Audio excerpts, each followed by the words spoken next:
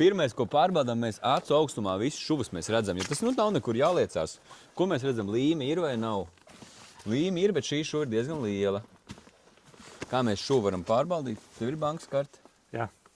Tas nav tik būtiski 300. blokam, jo tas siltināsies. Nu, kāpēc tā jādara? Kāpēc Mēs pastamies, cik tā šuva ir ok. Nu, šitas ir uz 1 mm, šuva drīz būt līdz 3 mm. Bet, ja tā brīvi iet iekšā, tad tā ir jau liela šuva. Tā nav kļūda, bet celtnieks ir iztērējis daudz līmi. Jā. Un iespējams arī bloks nesēž tik taisni. Ja jūs redzētu, virsū. tagad ieliksim atkal atkārtojumu, kur Ēns teica, ka mums aizies 11 papildus maisi, tāpēc, ka Robis nelika ar itongu lāpstiņu, bet ar savējo. Uzmini, cik maisi mums aizgāja papildus. Cik maisi tas Renim pasūtīja? 11. 11? Jā. Tāpēc, ka es redzēju to milimetru zobu uz to māju. Šeit pie 4. rindas, kad es biju atbraucis, viņi bija ar citu instrumentu likuši līmi. Jā. Un tad es teicu, ka jāliek kausiņu, un mums pietika kaut kādam vienam blokam vairāk līme, no tā, ko viņi uzlika.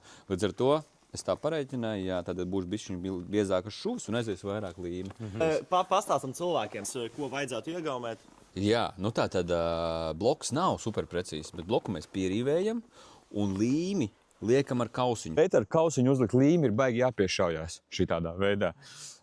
Tāpēc ar līmi uzliek ar kaut ko citu, un pēc tam uzliek kausiņu, viņš tieši izmērās, un pārvelk pāri. Un kausiņš ir kā dozators, plus arī līmi nenoticēs uz malām nost. Un ar kausiņu uzliekot virsū līmi, šuvas ir mazas, precīzas, te nav termiskie tilti, nav papildus nekādi spriegumi, un mazāk aiziet līme. Un varēja būt mazāk izmaksas. Jā. Jā.